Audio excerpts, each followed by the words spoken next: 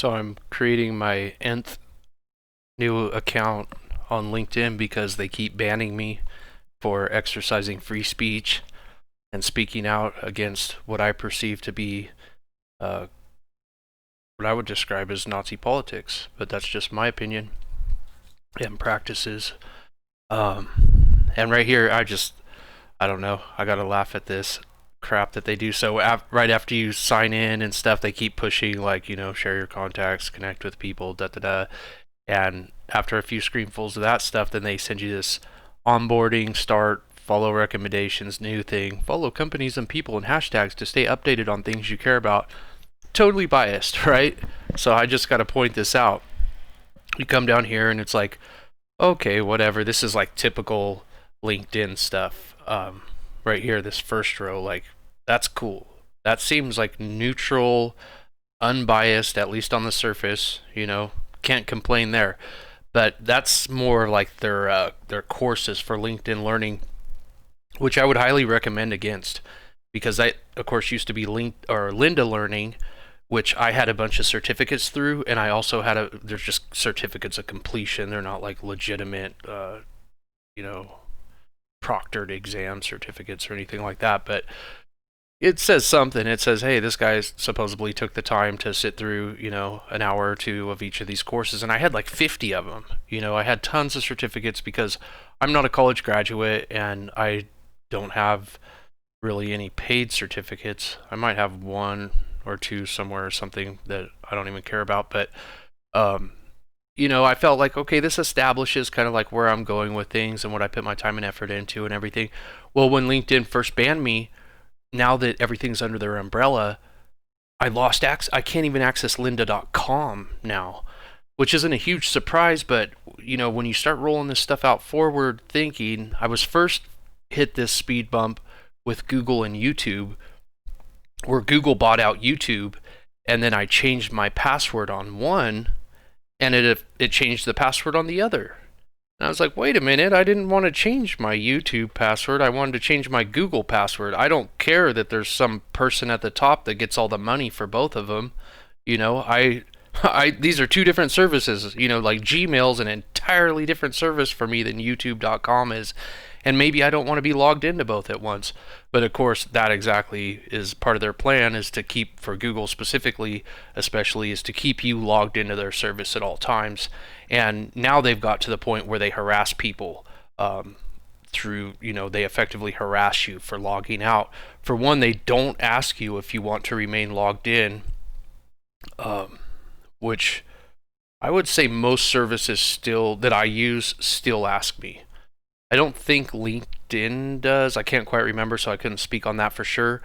Even Outlook, which is also owned by Microsoft like LinkedIn is, Outlook gives you the option not to stay. They kind of bug you and give you a tiny bit of pressure about it, like, hey, you want to stay logged in or whatever, but they let you opt out.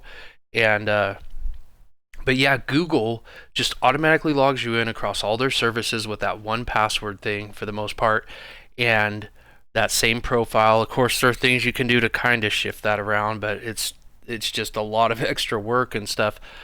And then what happens, like, say I just go through and I'm like, you know what, I'm going to run CCleaner or one of those kind of programs and like clear out my cookies and temp files and reclaim some space and kind of, tidy things up and everything. And so what that will usually do if I run a full clean is that will wipe out all my cookies and cache data in my browser, of course.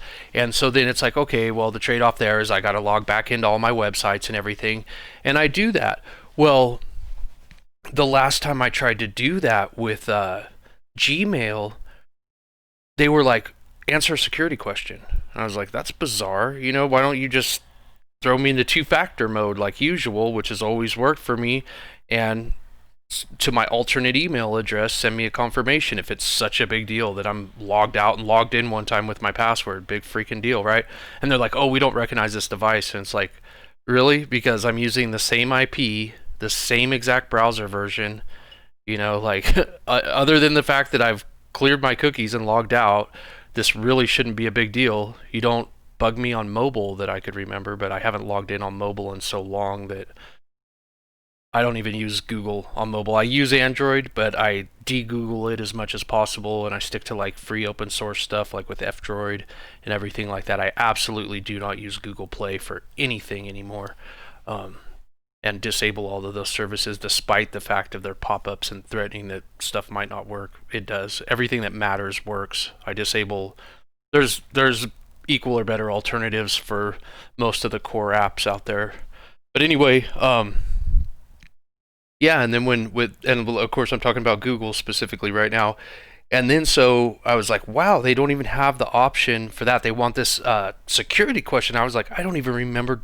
I've had this Google Gmail account for almost 15 years, and I don't ever remember what security question. I must have created this 15 years ago. And it was apparently back in the day more, I don't know if you remember, but some of the places would let you write your own security questions, which I love. And if places still do that, one of the things I'll do is I'll just put a math question in. So, what's 5 plus 5 or something, so that I always know how to answer that when I see it in the future. But some of them change to like basically personal credit style information, like what was your, which one of these was your address or something, which I find invasive. And anybody who knows you reasonably well or has any info on you could probably figure a lot of, like what was your first pet's name or something. If you have a spouse that maybe you separated from or something like that, they might know those intimate questions. And a lot of times people in those situations, that's the one person they don't want getting into those accounts, because there can be a lot of stuff to do. Like I remember eBay was doing that, and I was telling them, they were like, oh, these are security questions that, for your protection. And I said, no, they're not protecting me at all. They're just making things a hassle for me. And the one person that I didn't want in that account could definitely, back in that time, could have answered every one of those questions that they were asking. So I was like, it just totally defeats the purpose. But yeah, and then they act like it's such a security thing, but then they leave you logged in. So it's like, well, you're leaving me logged in anyway, and you're harassing me effectively if I log out. So why do you don't care about security? You know what I mean? If you did, you'd be like, oh, we're going to log you out every session and have you answer your security question or do some multi-factor authentication every time because we're so concerned with your security here. But of course, that's not the thing. They want to keep you logged in so they can get better tracking, better cross-referencing on all those cookies in your browser. As you can see right now, I've used Privacy Badger, which I would recommend everybody use in their browser, and enable it in private mode as well, because if you have a private or incognito tab open, once you open one tab, all tabs and windows keep the same session effectively. So it's really half-assed privacy, So what Privacy Badger does is it goes and it checks these cookies. It will allow everybody, will give them a chance to set their cookie, and then if they come back or like some other site tries to access that cookie, or anything weird happened, like attempts happen with that cookie, Privacy Badger catches it before it can do anything, and it will usually just disable it and be like, fine, screw you guys. And a lot of sites will think, not a lot, but a handful of sites will think that that's like that you have ads blocked. And it's like, I don't have ads blocked. You can, except on LinkedIn, I deliberately go in on Google Chromium or just Chromium open source, and I say, don't allow LinkedIn to, block their ads on that site. And that's the only site, really, for the most part, I do that on, because LinkedIn keeps banning me. And I think, you know what? Screw it. I'm going to block your ads then. You're not going to make any more money than you can squeeze out of me, because that, forget it if you want to play hardball. But otherwise, with most sites, I let the ads, whatever, they go through. But if you're going to do an ad, double down with a tracking cookie, it's not my fault. You're getting blocked. You know what I mean? Like that cookie's getting blocked. So right here you can see Google Ad Service, this one Google Ad Service so far has been a good netizen and hasn't been tracking. So, I mean, they could always be tracking IPs and stuff behind the scenes, which I'd be highly surprised if they're not. That's IP tracking has been going on since at least the 90s, for sure. Well before we were ever discussing anything about cookies. But all these other cookies up here, every single other one is attempting to track. And so, good job, Privacy Badger has helped out. Thank God for that. But yeah, that's why they want us to stay logged in. That the more data and information, this is the data age, and that's how they make their money. Um, I think it's ridiculous, honestly. Like, I like quote unquote free service, right? But this isn't free. They're charging us an unknown sum behind our backs, and they're not using full transparent disclosure on what's being sold to who, when, and hey, would you like to pay us $1 a month or $5 a month or something to use our service? Or would you rather we sold all your data behind your back? Or or hey, we're selling your data, here's a piece of the cut and the disclosure of who it was sold to, and stuff like that. They're not doing that. And oh man, just the amount of data you can't even begin to imagine that they have access to. It's unbelievable. And even things they aren't doing with data now. Big data is all about what you can do in the future. It's even more about the future than it is the now. So it's like, save as much of this data as you possibly can, because in the future, then you can do whatever you want with it. If they decide, hey, laws change, China takes over the US or something, then they can go in and go like, hey, you know what? You guys, we now have location data on you that maybe in the US we're hesitant to use or couldn't use because of specific privacy laws or this and that kind of tangled up stuff. But now China's in charge in the US, so we're allowed to do that. And you know what? They're wiping out, just as a far-fetched example, they're eliminating the Constitution. And so now, in other rights, documented rights we had, so, some country, some power like that could come in and throw everything out. And now statutes of limitations don't apply, things like that. So they can effectively dig in through your whole history. And what we're seeing is even the China thing's far-fetched, right? That's like a shot in the dark. What it is this technocracy here of whatever. All China has to do, or whatever country, is get a hold of, sink their teeth and fingers into something like LinkedIn, and then they've got you. And this is a technocracy. This is where the tech elite companies control us, and like I said, like I was complaining about originally, LinkedIn, I'm under their umbrella now with Lynda, and all that time I invested in both LinkedIn Learning and Lynda, those certs are gone.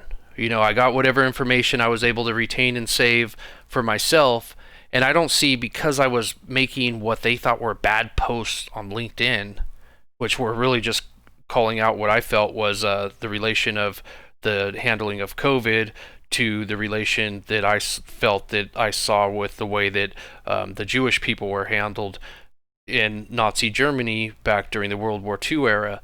So that's just my opinion, and I feel like I did, and that wasn't the only thing, I was definitely pushy and, toe the line on a lot of stuff, but I feel like I tried to keep it within some bounds, you know what I mean? And yeah, there's sometimes when you're stepping out of the box and trying to like kind of push the limits on some things, you might go a little too far with it. I might, and I have, I would say.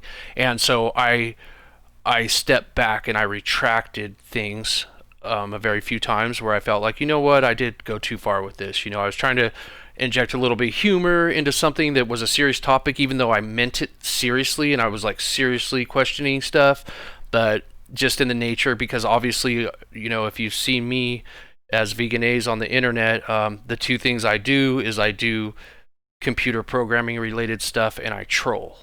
And that's just, those are my main outlets as far as like what I'm doing. And the only reason I troll is because it's like I'm calling out like the control freakism out there that I see and stuff like that, just that I'm just rebelling in that sense, like even my avatar is like, it's this, which was when Windows 8.1 on this laptop, when I bought it, it brought up this avatar and it was just a blank white avatar. And it's like, now we're so used to getting thrown avatars on and stuff and everything. But, so many years ago when that first appeared on my screen, I was just like, oh man, I'm this forced into being this blank avatar, and like, it just, there were certain things that were striking me wrong about it. So I went real quick into Microsoft Paint and just like painted over it, made it like this disgruntled looking sort of avatar with like this question bubble above its head. That's just like,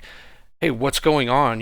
Like, I don't like the way things are going, kind of a thing. So everything has that I do is sort of a response off of that. Like, why aren't I entitled to be my same self that I've been for the last few decades of like, having my privacy and stuff, and like, okay, a login alias is fine, but why are you going to push an avatar on me and push all this policies that are against free speech and privacy and stuff like that? So I'm not down for that stuff, and I'm going to speak out against it, and that's the way it is. And if people go on and whatever, that's fine. Like, these companies can continue to do what they do that I feel I don't agree with, and I feel like, why can't I continue to do what they feel they don't agree with, And everybody online, I've had a lot of time to think about this by now, and I feel like everybody online on most services, and the ones that don't should catch up with the times, you have the ability to block.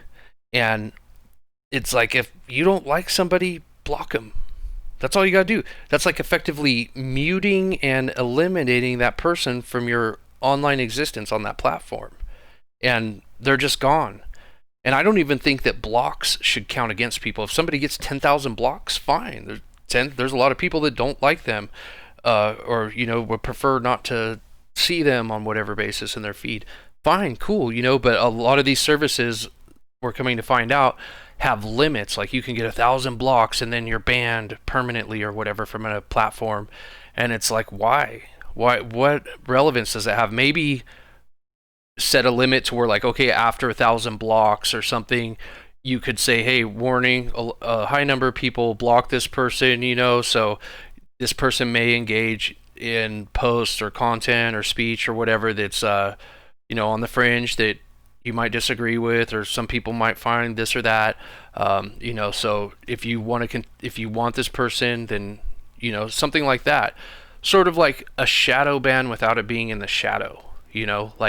Like an upfront, like a white ban. I don't know what you call it. Like something to where it's like there's just sort of like one little layer in between those people and people who might find them offensive, if you're really worried about that. Or when somebody signs up for a service or whatever, or even, if it's implemented on the service, they could go in and say, hey, we're adding a new feature. Would you like us to, people that we find whatever, would you like us to shovel them off to the void?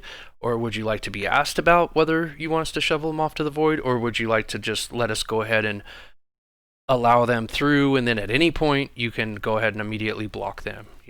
There's stuff like that which would be totally free and fair, I feel like. But what they do is they decide, no, you're not fit for these platforms. And one big topic of debate on that is, well, doesn't that effectively make these people publishers, and they're stepping beyond the digital millennium protection stuff, whatever that was called, that they're acting like, oh, we're just middlemen or middle women or middle freaking social slime on whatever. I remember YouTube was using that, like, oh, we're a search engine, we don't host the actual video. But now they do, and it seems like, what happened with that? Like, now they're hosting the videos. Doesn't that make them publishers too? And I don't know, maybe they did fall into that category. But for the most part, everybody else seems like they're getting away with not being pegged as publishers. So if they aren't publishers, they can't censor the content for the most part. So if they are going to censor the content, then they have to be considered publishers, and then they have to be responsible for that content. So it's not, they can't have it one way and not the other. That's especially not in America. So anyway, the whole thing with these things and their umbrellas is, it's like, okay, now Microsoft owns LinkedIn and Outlook and Yahoo Mail and all this other stuff, right? Azure cloud services and all that. So what happens if all of a sudden they decide, you know what, just like how Google and YouTube are so bound to the same password, if you get banned on one of those platforms, what does that mean?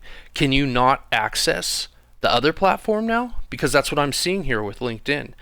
And I know tech lead Patrick Shayu was talking about online that I think it was Facebook maybe he got banned from or something, and he had used Facebook login, if I have it right, to log into a bunch of sites, and now he can't log into those sites. Because, so if you're using GitHub login or something like that, any one of these social logins, something to be aware of instead of using your email. If you get banned or removed from those sites for some reason, then you've lost access to those sites if that was your only way in. And how long is it until those emails under those webmails and stuff under those umbrellas fall into the same thing, you know? So Google had they were even asking me for my home address. They were trying to get out of me just because I logged out and logged back in effectively. They're like, we want your home address. They didn't offer any other option that I remember seeing on the screen. So I had to hit like help. You know, or originally they were asking me that security question, right? And they didn't offer any other option. So I had to put like help. I need to figure out some other way to do this. And I did that. And then they were trying to ask me for my home address, which is just freaking ridiculous. And I was able to get around that. And then they wanted my phone number, my mobile phone number, of course. You know, they want to track your phone. And I was like, no. So then finally, they offered to verify through my email. And I had to remember exactly, which I don't have a whole lot of emails. So I was able to remember what that backup email was. They didn't give me even a clue. They didn't even say, hey, this is a outlook.com or whatever type of email service it was. They just, which was pretty trippy because that was the first time I'd ever seen it where it's just like, hey, you got to totally type in that recovery email for an email recovery, but big deal. So I can see where that's going, and I think, you know, in another year or three, maybe they will be like, hey, you know what, you've got to send us, we're going to have to send a card to your house like they do with the businesses. They're like, okay, we're going to send a postcard to your business address, and then you have to verify that, you know. So how long until they do that? And the last thing I want is Google knowing my home address. I mean, it's one thing if they figure it out with GPS through a phone, which I have them blocked from for the most part. If they're doing it, they're using really, really super shady tactics to acquire that information. I'm in airplane mode 99% of the time on a phone, especially if I leave, you know, like be in airplane mode if you can. Like don't buy into the BS, and if anything else, turn off your phone, you know. Another thing is that those newer like sensor technologies like near field communication, all that stuff, there's alternate ways like that where you don't even have to have any you can be in airplane mode, but somebody else could still potentially sense your device and be like, oh, this person, you know, this device, da da da, or whatever, like through some other means they can figure out that you're next to these other devices, you know. So our security is pretty much compromised by no matter what we do to lock it down as individuals. There's probably always going to be more other individuals outside and around us that are honestly, for lack of a better term, idiots when it comes to locking down their stuff, like at least putting some reasonable effort into doing that, you know. And that's what you see with like these tracing apps that are detecting how close people are to other people and stuff like that. And now they're even forcing people in some situations, or trying to force people to have those types of apps on their phone, which is, it's just it's like, wow, really, you know. It's just, it gets ultra religio political at that point. Like, what, you know, what? So anyway, we come down here on LinkedIn. I had to unfollow their stupid thing right there. Sorry, I'm kind of like charged. And then once you get into here, because you're in the internet industry, because what I did is I claimed that I worked at LinkedIn on my thing, just whatever. Anybody who looks at my profile will pretty much know immediately that I probably don't, regardless of where I put I work. Usually on Twitter, LinkedIn, or whatever, when I come in and create these accounts, it's pretty much the same story across the board. It's, I say blue and white is the new red and black. These are pretty much the colors of the UN, blue and gold arguably, but blue and white too. It's the colors of Twitter, it's the color of LinkedIn. To me, this is the new, then this is my opinion only, you know, like whatever, but I feel like these are the modern neo-global Nazi colors right there, is the way that I'm starting to feel about this. And you come in here and whatever, I could care less about Amazon, but big deal. But then Andrew Cuomo, really? That guy's going to be like the first human that I'm recommended to, you know? Oh, what's this? The CEO of LinkedIn? Okay, we can write that one off, even though I've already said my opinion about that, but I can't, whatever. That's the CEO of LinkedIn, so he can go, he can pass. Melinda Gates, huh? Melinda freaking Gates. You gotta be kidding me. Why is she at the top? Is it because they're making billions off of this virus going around, supposedly? Bill Gates, like, obviously come down here. I'm not familiar with this gentleman right here, but I'm happy to have him on there because, I don't recognize him as some ultra lefty, even though I would have to assume he probably is to be on there, but at least I don't know that right off the bat, so that's cool. Um, Mr. What that sorry, but this guy just reminds me of like if Freddy Krueger and Mr. Rogers had a child together or something. Um, this guy, a so-called philanthropist, which means you give away most of your wealth, actually technically all, I believe, of your wealth in your lifetime, but at least most of it. He is somehow, I think he went from being a 50 billionaire to a 100 billionaire since he, or roughly something like that. He doubled his wealth by becoming a quote unquote philanthropist. It's like, dude, you got it backwards.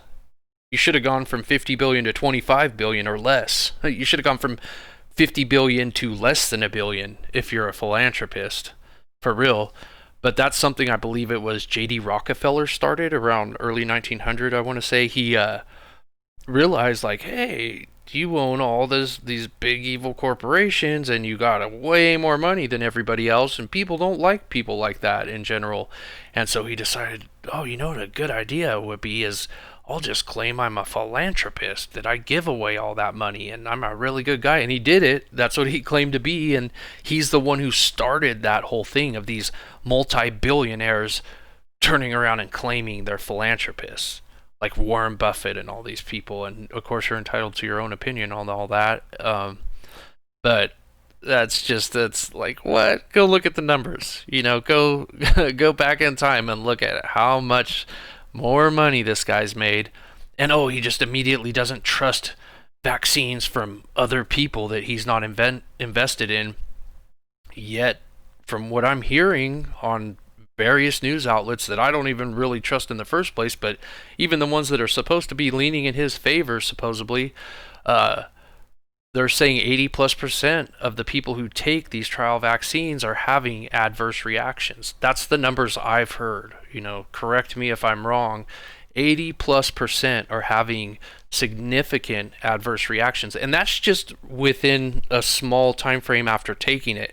I heard him personally claim on the news that it's no big deal, it just causes severe pain, but there's no long-term effects. And it's like, really, because those vaccines at that time had been tested for maybe weeks, arguably a month or three, and now it's just been a few more months. So it's like they've been tested well under a year, supposedly, and you're saying there's no long-term effects. How do you know there's no long-term effects? We haven't even gone long-term yet. And the thing is, too, with normal traditional vaccines that we've been using for 100 years or so, those are tested supposedly for 5 years. They go into clinical trials and stuff, and then they're considered marketable. They're never considered safe or effective, by the way, if you do the homework on it.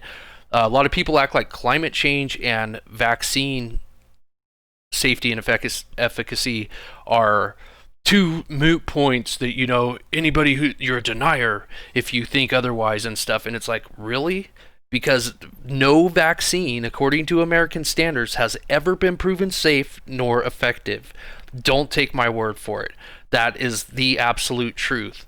There was a committee established to determine that, and what they determined was that there was no easy way to determine whether or not, when people have adverse reactions, whether it's coming from the vaccine itself or they got infected with the real disease, since technically with a lot of homeopathic vaccines, what you're doing is infecting somebody with the disease. So how are they to know if you just didn't get the vaccine in time, or if it is the vaccine causing that or whatever? The fact of the matter is that even the flu shot, almost, it depends on what year you look at the stats. Some years it looks like it's completely ineffective. Some years it looks like it may have caused a few more flus. You can't tell. It's pretty much like it never had. It's like they're injecting saline solution. It's like a placebo almost. That's the effect, the recorded effect of these that I've seen in the little bits of data that I've dug into and stuff on it. And yeah, so for people to come out and say that something is or isn't safe or effective or whatever, it's like it's never been proven either way. You know what I mean? You can't say that like all vaccines are harmful or whatever. We have known that there are questionable preservatives in vaccines.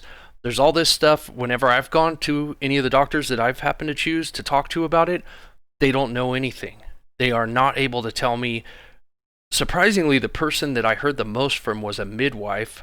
Not really surprisingly, once you get to know a few midwives, then you realize that midwives and nurse practitioners, I would definitely, those are the people that I feel most comfortable personally talking with. But the last time I discussed it, vaccine ingredients with a health professional was a midwife in conversation, and she was able to tell me what the ingredients were, what they were sourced from. In this particular case, we were talking about one that was sourced from bovine, being cow cells.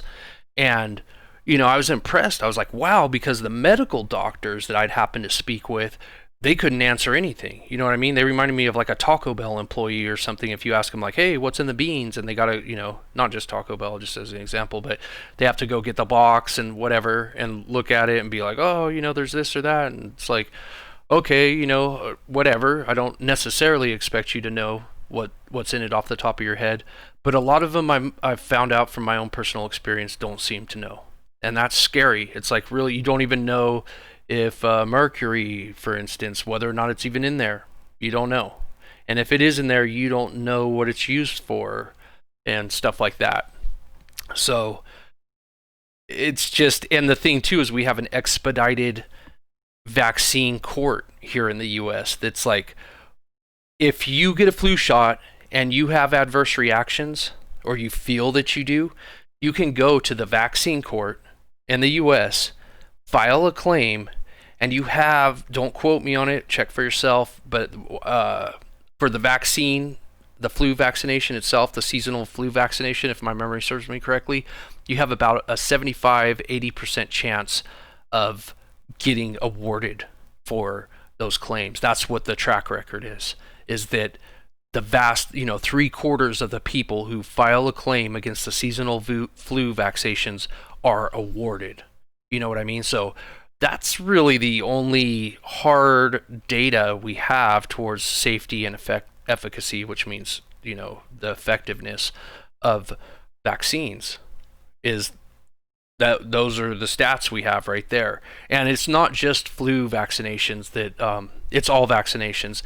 And they claim the court itself claims the reason they do that is because otherwise there would be these long drawn out trials.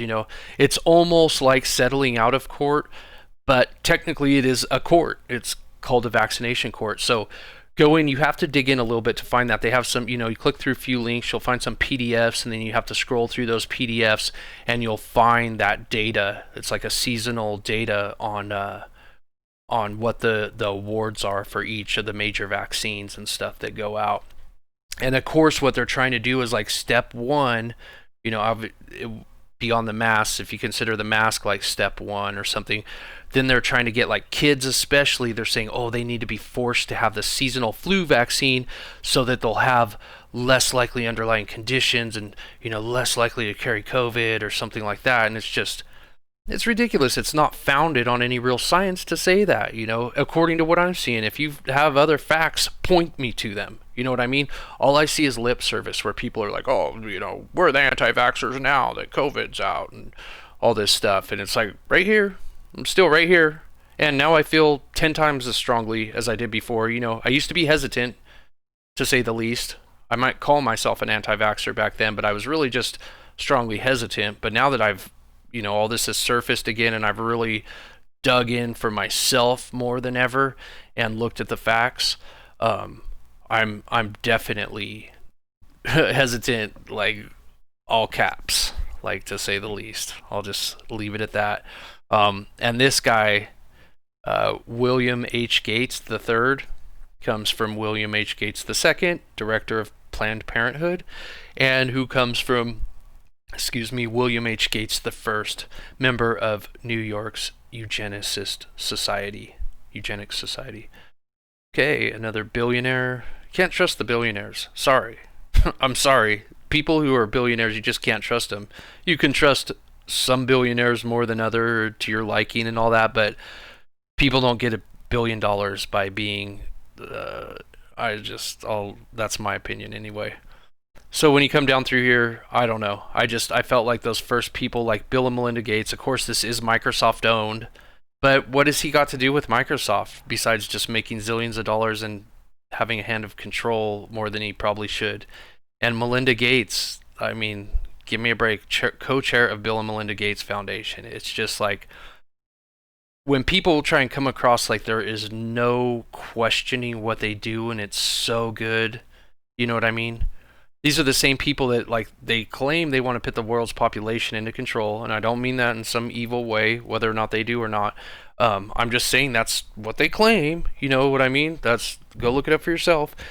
And then they even said we had to do the research to make sure we weren't saving too many people with vaccines, because then that would contradict their thing of that they have this argument that the world's overpopulated. And the thing with if you study population, the thing with quote unquote overpopulation is you can never say the world's overpopulated until it truly is, and at that point it's too late. So that makes that argument pretty much a moot point as far as saying like, is overpopulation real? Because it's not. The glass is always less than half full, and if you look at like the doubling effects or whatever on population every so many years, once, if you think of it in simplistic terms, like there's a doubling every 10 years or something, by the time you get to where you'll always be underpopulated, well underpopulated, until it's too late, then that population will effectively double at some point, and then you'll be way too overpopulated. I haven't studied it in a while, and that's a super simplistic terms, but anybody who knows what I'm talking about knows what I'm talking about, that's the way that populations that are growing work. But yeah, so I guess I could leave it there. Just that I'm seeing this scary lefty bias stuff right here. I keep getting banned off of this platform for calling out just things that I disagree with. Maybe I'm overstepping a little bit, but I don't feel like my voice or views that are represented by my voice, I don't feel like they have equal footing out there. And so maybe I'm a little bit overzealous in that regard, but I would like to be able to chill it down 100 notches on what I do, or a notch or whatever. Like, I don't want to be this person. I'm not trying to be belligerent necessarily. Any of like belligerent kind of a thing I'm doing more as like a harmless sense of humor, sarcasm kind of thing maybe, but that just happens to be there because I'm there. But as far as like any political-ish kind of message or anything, I'm trying to kind of be straight up with that. And if I compare something and say like, oh, I feel like this is Nazi, that's me saying like, I feel like this is what the Nazis did or whatever, and why can't I say that without getting shut down?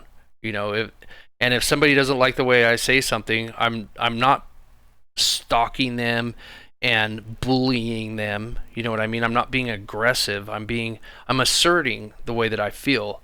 And anything that might come across as like repetitive or stalking is LinkedIn itself throwing those people at me. And I still try and limit myself, but like with GadSad, one of the people that recently that I feel like kind of stalkish on because LinkedIn kept throwing it at me. But I try and meet the people on their terms kind of. And I notice he'll call people like, what does he call them? Like imbeciles and bigots. Which I don't take offense when I see that. I know he's being sarcastic.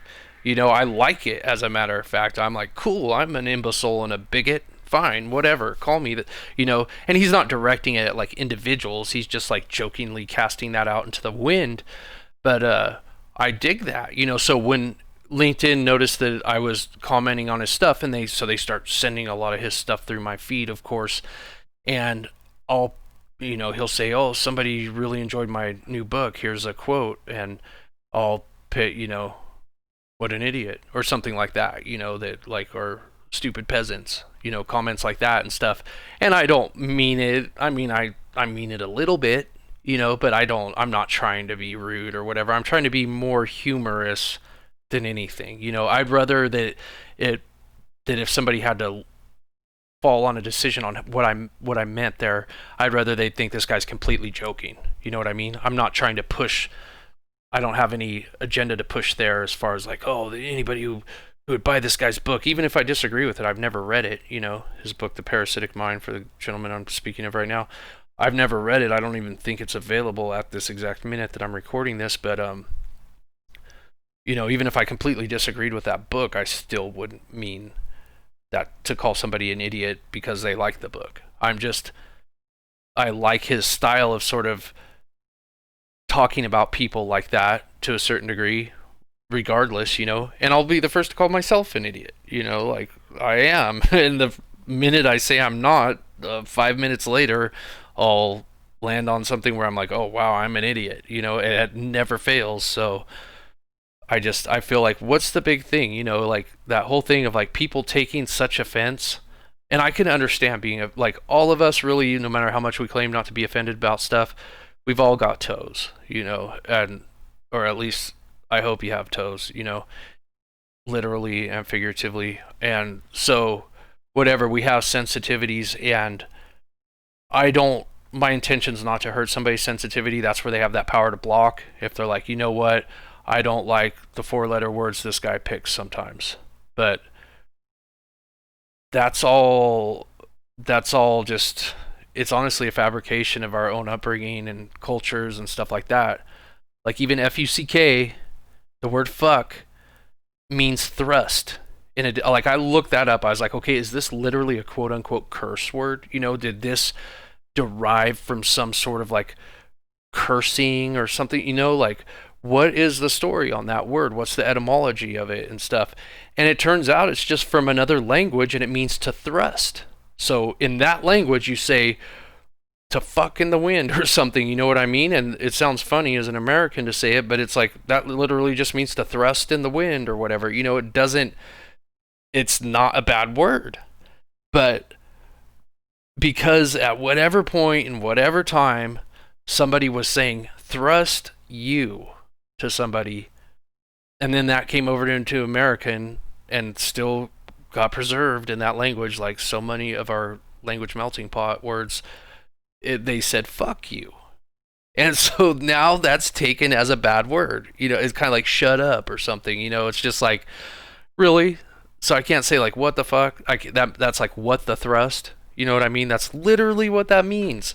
So it's like anybody who's extracting more out of that or treating that word specially is the one who's preserving that negative, and that's fine. If people take offense to that, I feel like I can understand to whatever degree. Like I said, there's things that I take offense to. So it's like, even though I'd rather not, but that those are the people upholding that.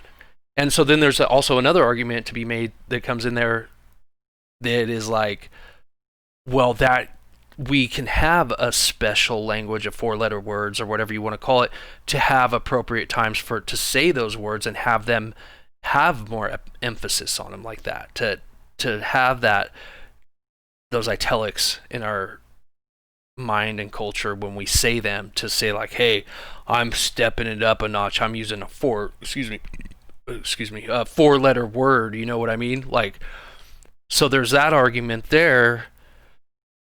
And it's like there's a time and place for everything, but I think there's also like in the sense that I'm talking about using it, where I don't feel like I'm just throwing it around like shit, fuck, damn, like some people will just cuss with a dirty mouth, and I've done that in the past. I've been that person in the past that just uses all the 4-letter words way too loosely. You know what I mean? I went down that drain, and like I've been there, and then I realized, hey, this is like, there is a whatever, you know what I mean? Like, just like if I whatever things we have that it's hard for me to put my finger on. I'm not that well educated, but whatever limits we put on things that we do or whatever, for whatever zillions of reasons all of us do, I feel like we do those for reasons, like I was saying about reserving those 4-letter words for a time and a place and stuff like that. Like, yeah, some of them I can agree, I feel personally, but I don't hold everybody to it, that they're more effective and all that by using them sparingly and in the right times and places. But I don't know. I guess I'm just getting at the point that I feel like we're just in this overly sensitive point about stuff, and I'm not even really, my focus wasn't even to talk about those 4-letter words per se. It was just like these people getting offended if I point something out as Nazi. If somebody's like, hey, I'm proud of myself that I wrote this app that detects whether or not people are wearing face masks. It's like, what? No, that's a policing app for something that's not a law in most places. And so they're helping to promote that agenda, which I feel mostly against personally. And that's based on the research that I've done on masks and their effectiveness. But regardless of how I feel about masks and their effectiveness, it comes down to whether or not they're actual laws that have been passed in the courts, in within whatever jurisdiction, right? And a lot of times that hasn't happened. A lot of times it's governors deciding, and there are some small local, there's of course all that stuff going on too, those exceptions, but a lot of these times it's these blanket orders being passed by governors that are supposed to have power limits, time limits and stuff on them, and they are stretching and overstretching those boundaries a lot of times. And you can follow paper trails of money and stuff where corporations are telling them how to treat the people. And that's pretty common. It's pretty common for all these major corporate brands that we've all heard of, like Amazon, Walmart, whoever. I don't want to like single any of them out, but those household corporate names that you can go to any state, pretty much most of the countries, and everybody knows those brands. Those ones are the most guilty of coming together in packs under a very few lobbying groups and lobbying our governors and the people on Capitol Hill and whatnot, and having a very, very strong influence, to say the least, on their direct actions. Look it up for yourself, please. And that is not the way at least America is supposed to be ran. And of course these corporations are going to shut us down. That's the oligarchy in general. And now it's turned into a technocracy, because the oligarchy, of course, is the corporations having such heavy-handed control. And then the technocracy is when the technology elites, the technical elites, those corporations rise to the top of that oligarchy. And that's what we're seeing. That's the battle happening right now. And we'll see how that plays out. Thanks for watching.